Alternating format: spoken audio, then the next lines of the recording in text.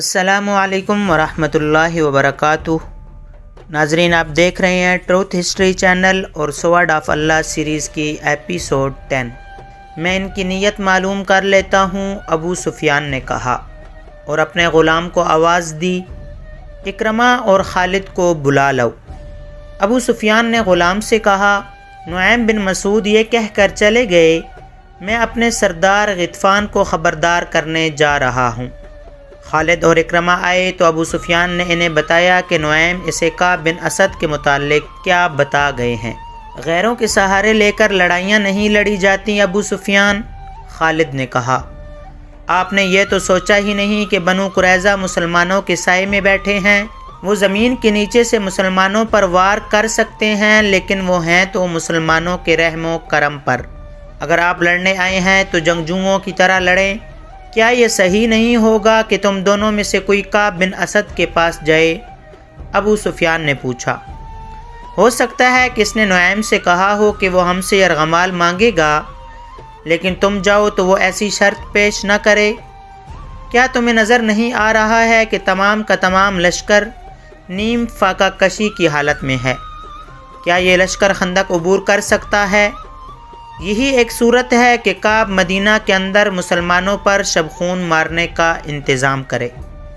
میں جاؤں گا، اکرمہ نے کہا۔ میں آپ کو یہ بھی بتا دیتا ہوں کہ کعب بن اسد نے یرغمال کی شرط پیش کی تو میں آپ سے پوچھے بغیر معاہدہ منسوخ کراؤں گا۔ کیا میں بھی اکرمہ کے ساتھ چلا جاؤں؟ خالد نے ابو سفیان سے پوچھا۔ اس کا اکیلے جانا ٹھیک نہیں ہے۔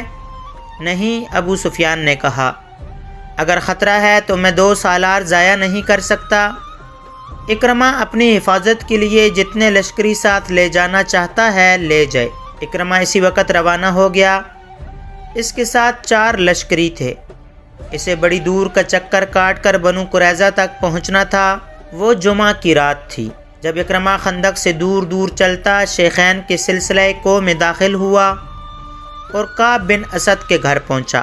کعب کو معلوم تھا کہ اکرمہ کیوں آیا ہے۔ آؤ اکرمہ، کعب بن اسد نے کہا، میں جانتا ہوں کہ تم کیوں آئے ہو۔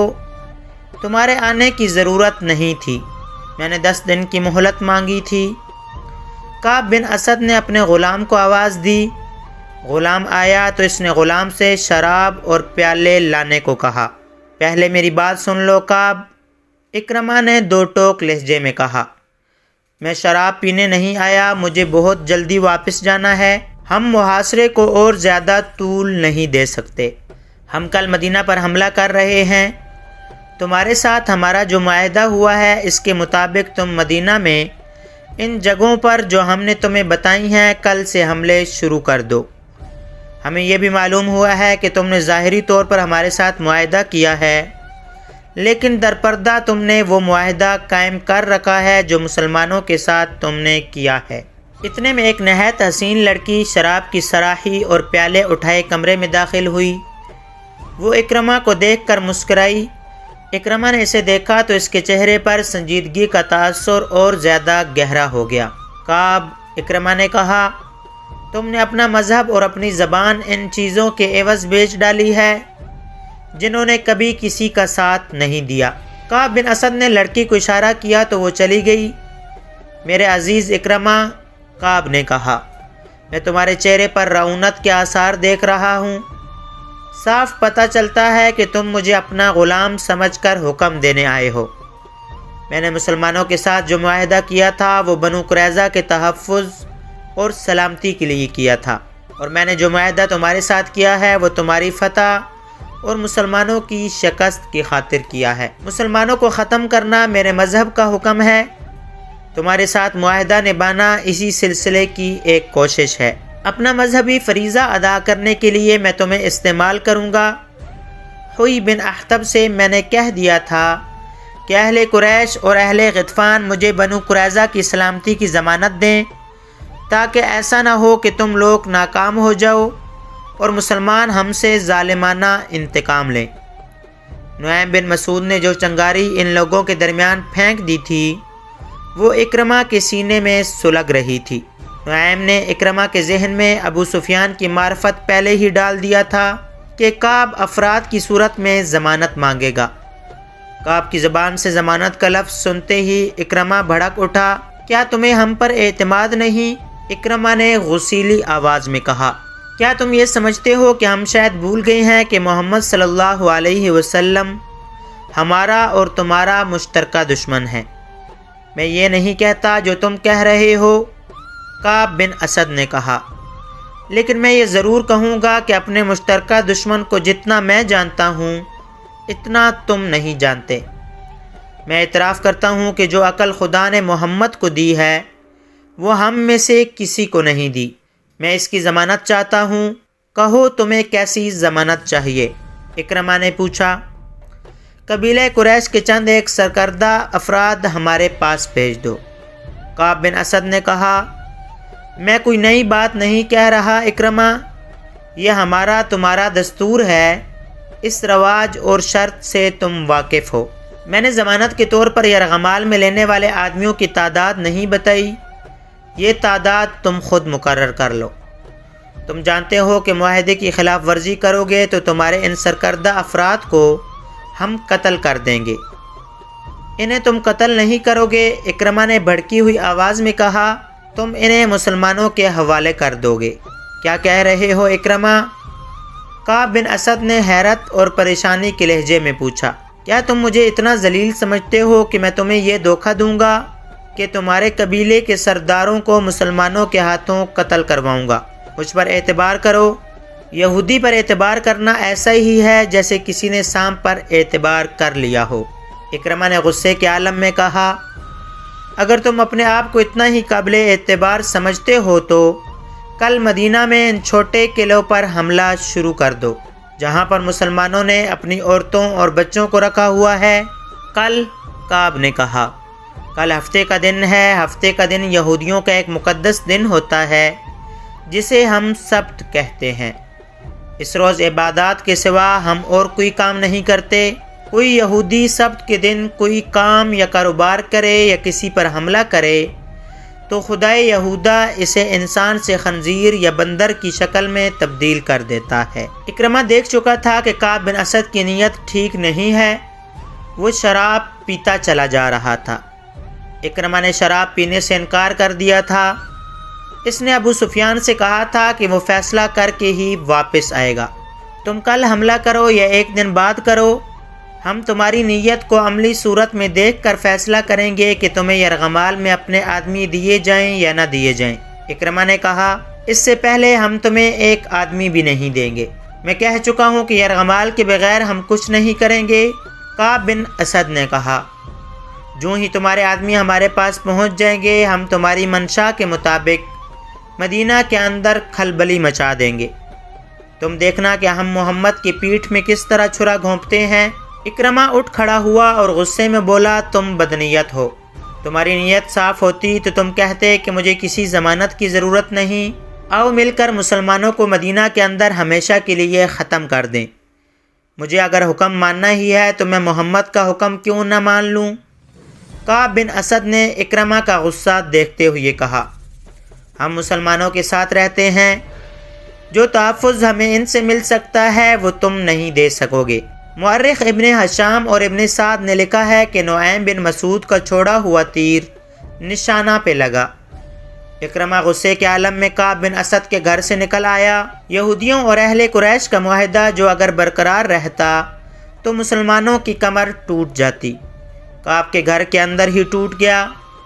جب اکرمہ کعب بن اسد سے ملنے جا رہا تھا اس وقت نعیم بن مسعود اپنے قبیلے کے سردار غطفان کے پاس بیٹھے ہوئے تھے۔ اس کے ساتھ بھی انہوں نے کعب بن اسد کے متعلق وہی باتیں کیں جن باتوں سے وہ ابو سفیان کو بھڑکا چکے تھے۔ غطفان نے غصے میں آ کر اپنے سالار عینیہ کو بلا لیا۔ کیا تم نے سنا ہے کہ کعب بن اسد ہمیں کیا دھوکہ دے رہا ہے؟ غطفان نے عینیہ سے کہا، وہ ہم سے یرغمال میں رکھنے کے لیے سرکردہ افراد مانگتا ہے، کیا یہ ہماری توہین نہیں؟ سردار غطفان سالار عینیہ نے کہا، میں پہلے تمہیں کہہ چکا ہوں کہ میرے ساتھ میدان جنگ کی بات کرو، میں آمنے سامنے کی لڑائی جانتا ہوں۔ مجھے اس شخص سے نفرت ہوگی جو پیٹھ کے پیچھے آ کر وار کرتا ہے، اور مجھے اس شخص سے بھی نفرت ہوگی جس کی پیٹھ پر وار ہوتا ہے۔ اور پھر تم یہودیوں پر اعتبار کرتے ہو؟ اگر کعب بن اسد کہے گا کہ مجھے اپنے قبیلے کا سردار غطفان یرغمال میں دے دو تو کیا میں تمہیں اس کے حوالے کر دوں گا؟ میں اس شخص کا سر اڑا دوں گا جو ایسا مطالبہ کرے گا۔ نعیم بن مسعود نے کہا، میں ان یہودیوں کو اپنے قبیلے کی ایک بھیڑ یا بکری بھی نہ دوں گا، خدا کی قسم کعب نے ہماری توہین کی ہے۔ ابو سفیان کیا کہتا ہے؟ غطفان نے نعیم سے پوچھا۔ یہ بات سن کر ابو سفیان غصے سے کانپنے لگا۔ نعیم نے کہا، ابو سفیان کہتا ہے کہ وہ کعب بن اسد سے اس توہین کا انتقام لے گا اور اسے انتقام لینا چاہیے۔ سالار عینیہ نے کہا، بنو قریظہ کی حیثیت ہی کیا ہے؟ وہ ہمارے اور مسلمانوں کے درمیان اس طرح پس جائیں گے کہ ان کا وجود ہی ختم ہو جائے گا۔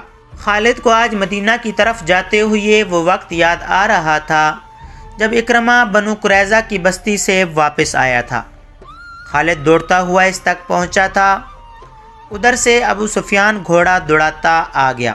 اکرمہ کے چہرے پر غصے اور تھکن کے گہرے آثار تھے۔ کیا خبر لائے ہو؟ ابو سفیان نے اس سے پوچھا۔ خدا کی قسم ابو سفیان، میں نے کعب سے زیادہ بدنیت انسان پہلے کبھی نہیں دیکھا تھا۔ اکرمہ نے گھوڑے سے کود کر اترتے ہوئے جواب دیا۔ نعیم نے ٹھیک کہا تھا۔ کیا اس نے ہم سے یرغمال میں رکھنے کے لیے آدمی مانگے ہیں؟ خالد نے پوچھا۔ ہاں خالد، اکرمہ نے کہا، اس نے مجھے شراب پیش کی اور میرے ساتھ اس طرح بولا جیسے ہم اس کے مقروض ہیں۔ اس نے کہا کہ پہلے یرغمال میں اپنے آدمی دو، پھر میں مدینہ کے اندر شب خون ماروں گا۔ کیا تم نے اسے کہا نہیں کہ اہل قریش کے سامنے بنو قریظہ کی حیثیت اونٹ کے مقابلے میں ایک چوہے کی سی ہے؟ خالد نے کہا۔ کیا تم نے اس کا سر اس کے کندھوں سے اتار نہیں دیا؟ میں نے اپنا ہاتھ بڑی مشکل سے روکا تھا، اکرمہ نے کہا۔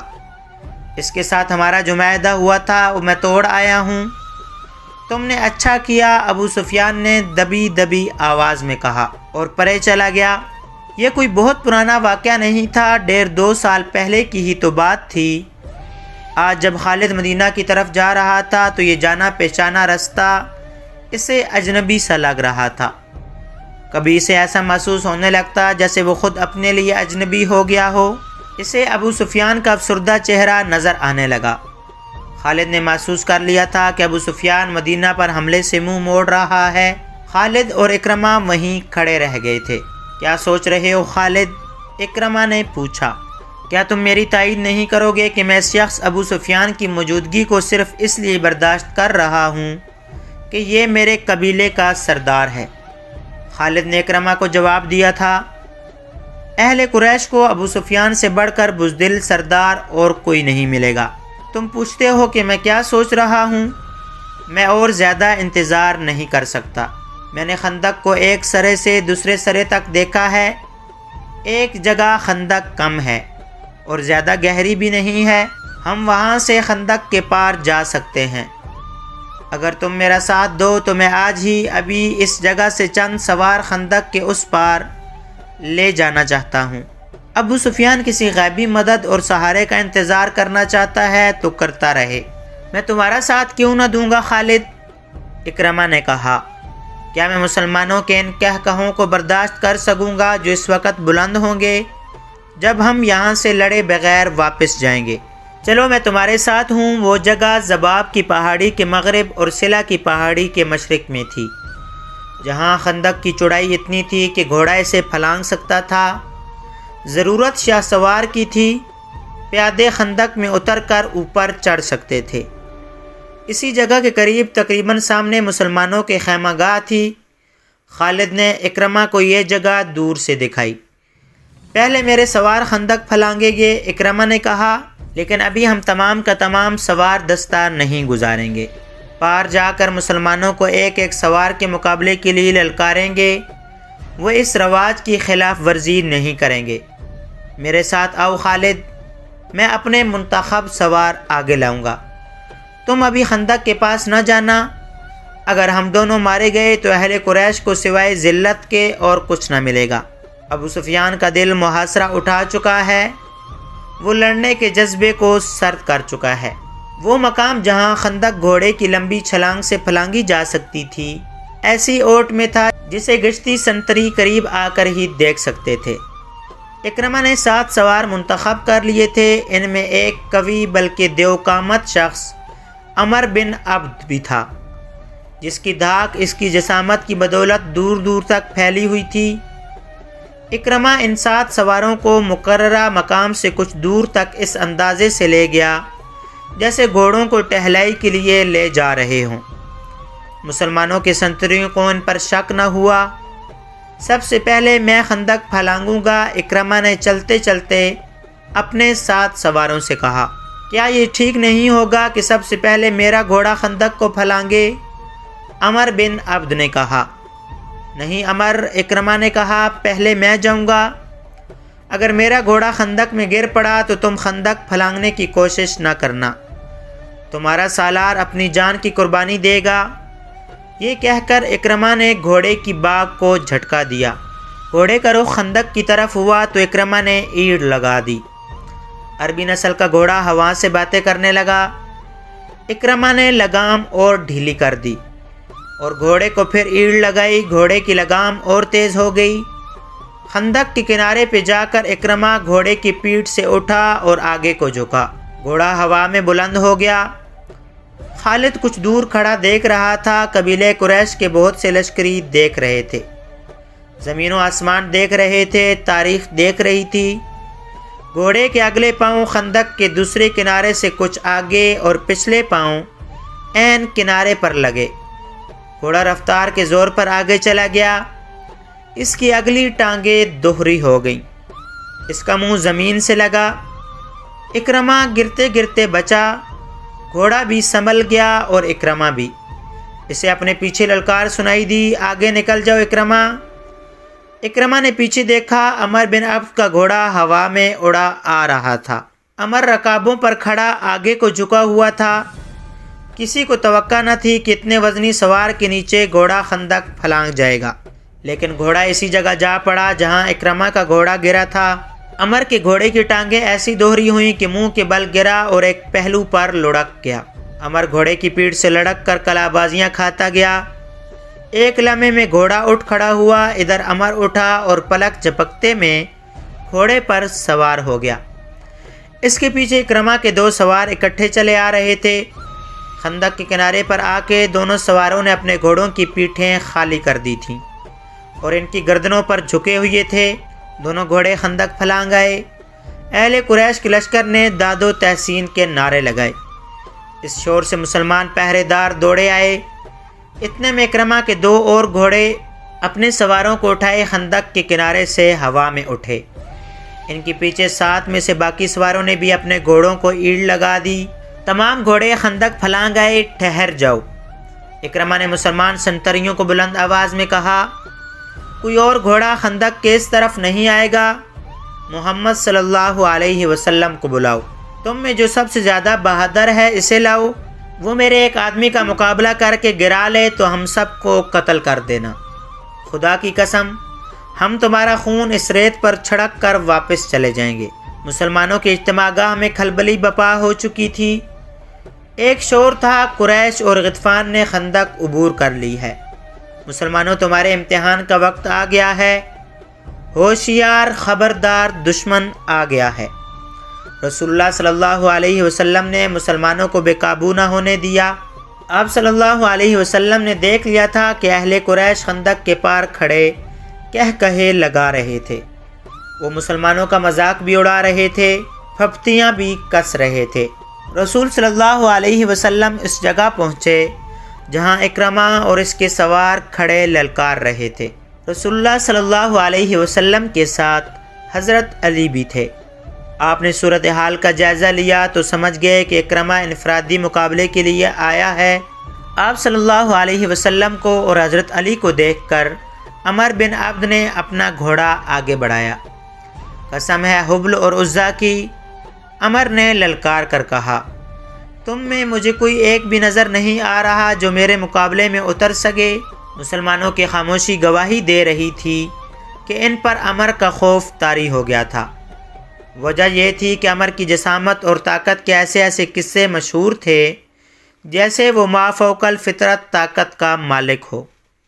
دیکھا شاید کسی نے بھی نہیں تھا، لیکن سب کہتے تھے کہ عمر گھوڑے کو اپنے کندھوں پر اٹھا سکتا ہے اور وہ 500 گھڑ سواروں کو اکیلا شکست دے سکتا ہے۔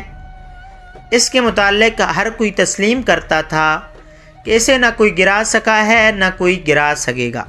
ابو سفیان خندق کے پاس کھڑا دیکھ رہا تھا، خالد اور صفوان بھی دیکھ رہے تھے، غطفان، عینیہ اور ان کا تمام لشکر دیکھ رہا تھا، اور نعیم بن مسعود بھی غیر مسلموں کے لشکر میں دم بخود کھڑے تھے۔ میں جانتا ہوں تم میں سے کوئی بھی آگے نہیں آئے گا۔ عمر بن عبد کی للکار ایک بار پھر گرجی، خندق کے پار قریش کا کہا بلند ہوا اور کئی پھبتیاں سنائی دیں۔ حضرت علی نے رسول خدا صلی اللہ علیہ وسلم کی طرف دیکھا۔ آپ صلی اللہ علیہ وسلم نے اپنا عمامہ سر سے اتارا اور حضرت علی کے سر پر باندھ دیا، پھر اپنی تلوار حضرت علی کو دی۔ مورخ ابن سعد نے لکھا ہے کہ رسول کریم صلی اللہ علیہ وسلم کی سرگوشی سنائی دی، علی کا مددگار تو ہی ہے میرے اللہ۔ مورخین نے اس تلوار کے متعلق جو رسول صلی اللہ علیہ وسلم نے حضرت علی کو دی تھی لکھا ہے کہ یہ تلوار قریش کے مشہور جنگجو منبع بن حجاج کی تھی، وہ بدر کی لڑائی میں مارا گیا تھا۔ فاتح مجاہدین نے یہ تلوار حضور کو پیش کی تھی۔ آپ صلی اللہ علیہ وسلم نے اس کے بعد یہی تلوار اپنے پاس رکھی۔ اب آپ نے وہی تلوار حضرت علی کو دے کر عرب کے ایک دیوقامت کے مقابلے میں اتارا۔ یہ تلوار تاریخ اسلام میں ذوالفقار کے نام سے مشہور ہوئی۔ حضرت علی عمر بن عبد کے سامنے جا کھڑے ہوئے۔ ابو طالب کے بیٹے عمر جو گھوڑے پر سوار تھا حضرت علی سے مخاطب ہوا، کیا تم بھول گئے ہو کہ تمہارا باپ میرا کتنا گہرا دوست تھا؟ کیا یہ میرے لیے بہت برا فعل نہیں ہوگا کہ میں اپنے عزیز دوست کے بیٹے کو قتل کروں؟ اے میرے باپ کے دوست، حضرت علی نے للکار کا جواب دیا، ہماری دوستی ختم ہو چکی ہے، خدا کی قسم میں تمہیں صرف ایک بار کہوں گا کہ اللہ کو برحق اور محمد صلی اللہ علیہ وسلم کو اللہ کا رسول تسلیم کر لو اور ہم میں شامل ہو جاؤ۔ تم نے ایک بار کہہ لیا ہے، عمر نے کہا، میں دوسری بار یہ بات نہیں سنوں گا۔ میں یہ بھی کہوں گا کہ میں تمہیں قتل نہیں کرنا چاہتا، میں تمہیں قتل کرنا چاہتا ہوں عمر۔ حضرت علی نے کہا، اتر گھوڑے سے اور آ میرے مقابلے پہ اور بچا اپنے آپ کو اس تلوار سے جو مجھے اللہ کے رسول نے عطا کی ہے۔ عمر کے متعلق مورخ لکھتے ہیں کہ وہ وحشی تھا، جب غصے میں آتا تھا تو اس کا چہرہ غضبناک ہو کر درندوں جیسا ہو جاتا تھا۔ وہ گھوڑے سے کود کر اترا اور تلوار سونت کر حضرت علی پر پہلا وار اتنی تیزی سے کیا کہ دیکھنے والے یہ سمجھے کہ اس کی تلوار نے حضرت علی کو کاٹ دیا ہے، لیکن حضرت علی یہ بھرپور وار بچا گئے۔ اس کے بعد عمر نے یکے بعد دیگرے حضرت علی پر متعدد وار کیے۔ حضرت علی نے ہر وار غیر متوقع پینترا بدل کر بچایا۔ عمر نے یہ تو سوچا ہی نہیں تھا کہ جس جسامت اور طاقت پر اسے اتنا گھمنڈ ہے وہ ہر جگہ کام نہیں آ سکتی۔ تیغ زنی کے مارکے میں جس تیزی اور پھرتی کا مظاہرہ حضرت علی کر رہے تھے وہ عمر نہیں کر سکتا تھا، کیونکہ اس کا جسم بھاری بھرکم تھا۔ اگر وہ گھوڑے کو اپنے کندھوں پر اٹھا بھی سکتا تھا تو بھی اس میں گھوڑے جیسے رفتار نہیں تھی، اس کی طاقت گھوڑے سے زیادہ بھی ہو سکتی تھی۔ حضرت علی نے اس پر ایک بھی وار نہ کیا جسے عمر نے خوفزدگی سمجھا ہوگا۔ وہ وار پہ وار کرتا رہا اور حضرت علی کبھی ادھر کبھی ادھر ہوتے رہے۔ خندق کے پار اہل قریش کا لشکر جو کہے لگا رہا تھا ایک لخت خاموش ہو گیا، کیونکہ ان کا دیوقامت عمر وار کرتے کرتے رک گیا تھا اور خاموش کھڑا ہو گیا تھا۔ وہ ہانپ رہا تھا، وہ غالباً حیران تھا کہ یہ نوجوان جو قد بت میں اس کے جسم کا 20واں حصہ بھی نہیں، اس سے مرعوب کیوں نہیں ہوا۔ دراصل عمر تھک گیا تھا۔ حضرت علی نے جب اس کی یہ حالت دیکھی کہ وہ اپنی طاقت اپنے سارے وار کرتے کرتے صرف کر چکا ہے اور حیران و پریشان کھڑا ہے، تو حضرت علی نے یہ حیران کن مظاہرہ کیا کہ تلوار پھینک کر بجلی کسی تیزی سے عمر پر جھپٹے اور اچھل کر اس کی گردن اپنے ہاتھوں میں دبوچ لی۔ اس کے ساتھ ہی حضرت علی نے عمر کی ٹانگوں میں اپنی ٹانگ ایسے پھنسائی کہ وہ پیٹھ کے بل گرا۔ اس نے اپنی گردن چھڑانے کے لیے بہت زور لگایا، لیکن اس کی گردن حضرت علی کی آہنی کی گرفت سے آزاد نہ ہو سکی۔ حضرت علی نے اس کی گردن سے ایک ہاتھ ہٹا کر کمر بند سے خنجر نکالا اور اس کی نوک عمر کی شہرک پر رکھ دی۔ اب بھی میرے اللہ کے رسول پر ایمان لے آ تو میں تیری جان بخشی کر دوں گا۔ حضرت علی نے کہا۔ عمر بن عبد نے جب دیکھا کہ اس کی وہ طاقت جس سے اہل عرب لرزتے تھے بیکار ہو گئی ہے تو اس نے یہ اونچی حرکت کی کہ حضرت علی کے منہ پر تھوک دیا۔ دیکھنے والے ایک بار پھر حیران رہ گئے کیونکہ حضرت علی خنجر سے اس کی شہرک کاٹ دینے کے بجائے اٹھ کھڑے ہوئے تھے۔ انہوں نے خنجر کمر بند میں اڑس لیا اور ہاتھوں سے اپنا چہرہ صاف کیا۔ عمر اب اسی طرح اٹھا جیسے اس کی جسم کی طاقت ختم ہو چکی ہو۔ صرف اسے ہی نہیں، ہر کسی کی توقع تھی کہ حضرت علی اسے زندہ نہیں اٹھنے دیں گے، لیکن حضرت علی بڑے آرام سے پیچھے ہٹے۔ عمر حضرت علی نے کہا، میں نے اللہ کے نام پر تیرے ساتھ زندگی اور موت کا مقابلہ کیا، لیکن تو نے میرے منہ پر تھوک کر میرے دل میں ذاتی دشمنی پیدا کر دی ہے۔ میں تجھے ذاتی دشمنی کی بنا پر قتل نہیں کروں گا، کہیں ایسا نہ ہو کہ میرے خدا کو میرا یہ انتقام اچھا نہ لگے۔ جا یہاں سے، اپنی جان لے کر واپس چلا جا۔ عمر بن عبد شکست تسلیم کرنے والا آدمی نہ تھا۔ مورخ لکھتے ہیں کہ میدان میں اس کی یہ پہلی ہار تھی جسے وہ برداشت نہ کر سکا۔ اس نے اپنی ہار کو جیت میں بدلنے کے لیے یہ اونچی حرکت کی کہ تلوار نکال کر حضرت علی پر جھپٹ پڑا۔ حضرت علی اس حملے کے لیے تیار نہ تھے، لیکن ان کی کامیابی کے لیے رسول خدا صلی اللہ علیہ وسلم نے خدا سے مدد مانگی تھی۔ عین وقت پر جب عمر کی تلوار اور حضرت علی کی گردن میں 2-4 لمحوں کا فاصلہ رہ گیا تھا، حضرت علی نے اپنی ڈھال آگے کر دی۔ عمر کا وار اس قدر زوردار تھا کہ اس کی تلوار نے حضرت علی کی ڈھال کو کاٹ دیا۔ ڈھال حضرت علی کے کان کے قریب سر پر لگی جس سے خون پھوٹنے لگا۔ عمر ڈھال میں سے تلوار کھینچ ہی رہا تھا کہ حضرت علی کی وہ تلوار جو انہیں رسول کریم صلی اللہ علیہ وسلم نے دی تھی اتنی تیزی سے حرکت میں آئی کہ عمر کی گردن کٹ گئی۔ گردن پوری نہ کٹی لیکن شہرک کٹ چکی تھی۔ عمر کی تلوار اس کے ہاتھ سے چھوٹ گئی، اس کا جسم ڈولنے لگا۔ حضرت علی نے اس پر دوسرا وار نہ کیا، انہوں نے دیکھ لیا تھا کہ یہی وار کافی ہے۔ عمر کی ٹانگیں دوہری ہوئیں، اس کے گھٹنے زمین پر لگے اور وہ لڑک گیا۔ عرب کی مٹی اس کا خون چوسنے لگی۔ خندق کے پاس دشمن کے لشکر پر ایسا سکوت طاری ہو گیا جیسے پورے کا پورا لشکر کھڑے کھڑے مر گیا ہو۔ اب مسلمانوں کے نعرے گونج رہے تھے۔ عربوں کے رسم کے مطابق اس مقابلے کا دوسرا مرحلہ شروع ہو گیا تھا۔ مسلمانوں کے ایک جیش نے اکرمہ اور اس کے باقی سواروں پر حملہ کر دیا۔ قریش کے ان سواروں کے لیے بھاگ نکلنے کے سوا اور کوئی چارہ نہ تھا۔ وہ خیریت سے پسپا ہونے کے لیے لڑے۔ اس مارکے میں قریش کا ایک آدمی مارا گیا۔ اکرمہ نے اپنا ایک گھوڑا خندق کی طرف موڑ کر بھاگ نکلنے کے لیے ایڑ لگائی۔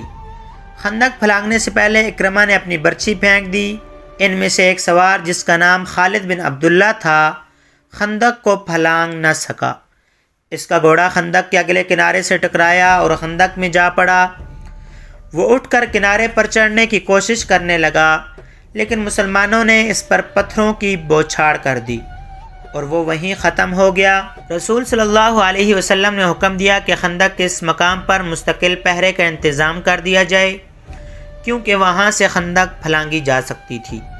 دوسرے دن خالد اپنے گھڑ سوار دستے میں سے چند ایک جانباز سوار منتخب کر کے خندق عبور کرنے کو چل پڑا۔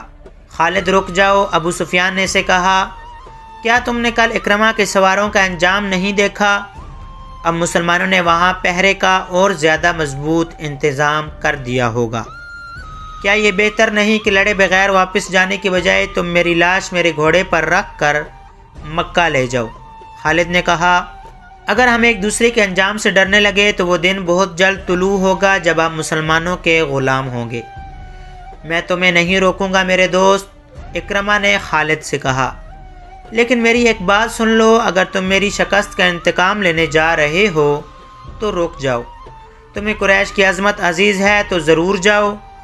آج مدینہ کی طرف جاتے ہوئے خالد کو وہ لمحے یاد آ رہے تھے۔ اسے نہ اس وقت یہ خیال آیا تھا نہ آج کہ وہ یہ جانتے ہوئے کہ خندق عبور کر کے بھی مارا جائے گا، نہ عبور کر سکا تو بھی مارا جائے گا، تو پھر کیوں خندق کی طرف چل پڑا تھا؟ خالد چند ایک منتخب سواروں کے ساتھ خندق کی طرف بڑھا۔ اس نے خندق پھلانگنے کے لیے کچھ فاصلے سے اپنے گھوڑے کو اینڑ لگائی، مگر اس مقام کے پہرے پر جو مسلمان کہیں چھپے بیٹھے تھے، انہوں نے تیروں کا می برسا دیا۔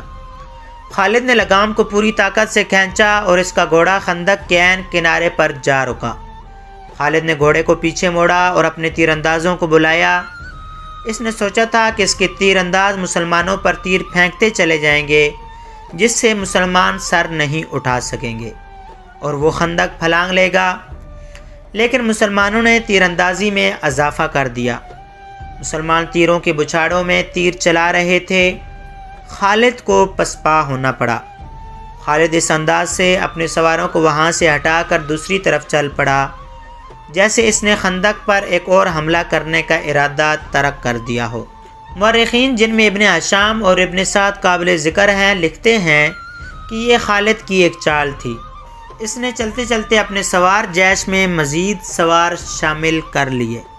اس نے سوچا یہ تھا کہ اسے پسپا ہوتے دیکھ کر مسلمان پہرے دار ادھر ادھر ہو جائیں گے۔ اس نے ادھر دیکھا، وہاں اسے کوئی پہرے دار نظر نہ آیا۔ اس نے اپنے دستے کو خندق کے کم چوڑائی والے مقام کی طرف موڑ کر سرپٹ دوڑا دیا۔ خالد کی یہ چال صرف اس حد تک کامیاب رہی کہ اس کے 3-4 گھوڑ سوار خندق پھلانگ گئے۔ ان میں خالد سب سے آگے تھا۔ مسلمان پہرے داروں نے انہیں گھیرے میں لے لیا۔ قریش کے جو سوار ابھی خندق کے پاس تھے، ان پر مسلمانوں نے اتنے تیر برسائے کہ انہیں پسپا ہونا پڑا۔ خالد اور اس کے سواروں کے لیے مسلمانوں کو گھیرے سے نکلنا بہت مشکل ہو گیا۔ یہ زندگی اور موت کا مارکا تھا جو خالد نے گھوڑا دوڑا کر اور پینترے بدل بدل کر لڑا۔ اس کے سوار بھی تجربہ کار اور پھرتیلے تھے۔ ان میں سے ایک مارا گیا۔ خالد اب دفاعی مارکا لڑ رہا تھا۔ اس نے کئی مسلمانوں کو زخمی کیا، جن میں سے ایک شہید ہو گیا۔ آخر اسے نکلنے کا موقع مل گیا اور اس کا گھوڑا خندق کو پھلانگ آیا۔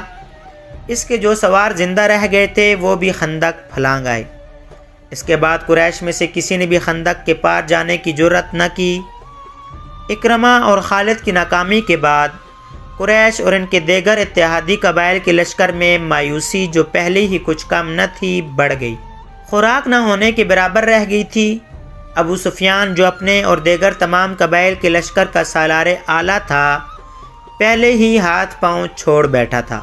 خالد، اکرمہ اور صفوان نے یہ ظاہر کرنے کے لیے کہ ان کا لشکر زندہ و بیدار ہے، یہ کارروائی جاری رکھی کہ وقتاً فوقتاً خندق کے قریب جا کر مسلمانوں کی خیمہ گاہ پر تیر برساتے رہے۔ اس کے جواب میں مسلمانوں نے تیر اندازوں کو خندق کے قریب پھیلا دیا، جو اہل قریش کی تیر اندازوں پر جوابی تیر اندازی کرتے رہے۔ ناظرین، تیروں کے تبادلے کا یہ سلسلہ صرف ایک دن صبح سے شام تک چلا۔ ناظرین، آج کے ایپیسوڈ میں اتنا ہی۔ امید ہے آج کی ایپیسوڈ آپ کو اچھی لگی ہوگی۔ اگر ویڈیو پسند آئی ہو تو لائک شیئر کریں اور کمنٹ باکس میں اپنی رائے ضرور دیں۔ ملتے ہیں اگلی ایپیسوڈ میں۔ اللہ حافظ۔